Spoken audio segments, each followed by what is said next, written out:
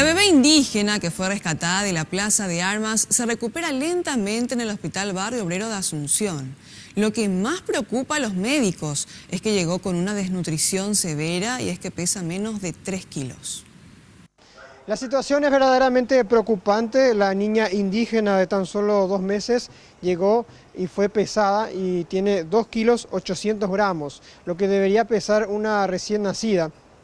Ya inmediatamente los médicos del hospital la sometieron a una alimentación bastante nutritiva con sondas y también de manera artificial, teniendo en cuenta que llegó con una desnutrición severa. A estas horas se encuentra estable de salud. Las próximas 48 horas serán clave para saber si evoluciona favorablemente, teniendo en cuenta de que puede salir de alta también dentro de unos cuantos días, pero también debe hacerse estrictos controles, tanto la mamá como la bebé, para que pueda alimentarla bien. Estamos hablando de que debe alimentarse principalmente de leche materna. Hay casos también muy singulares por parte de indígenas, pues al menos un 50% de los que son atendidos aquí son también indígenas. Se suelen escapar, según dicen algunos integrantes de este hospital, y ahí ya interviene la fiscalía. Pero ¿por qué estaban aquí en Asunción?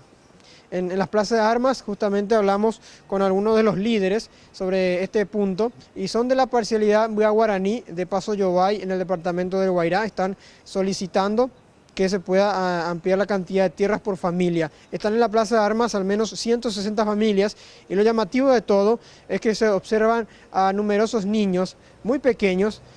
Hablamos de meses de vida hasta los 7, 10 años recorriendo, con poca ropa, alimentándose de mala manera y también con poca agua potable. Y es uno de los pedidos que están haciendo, donaciones que se les acerque porque ni el INDI ni la Secretaría de Emergencia Nacional se hicieron presente aún. Vamos a escuchar los reclamos precisamente de los indígenas de por qué vienen a Asunción, ya que no están teniendo respuesta hace tiempo y también las necesidades de alimentación.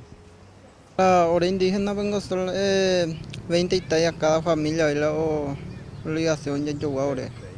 Sí, la gente la no entendemos la hay otras cosas ahí, pero hay que tener lleva cuando ya está más un apetite ahora ndore carpa ni petin carpa ndore que.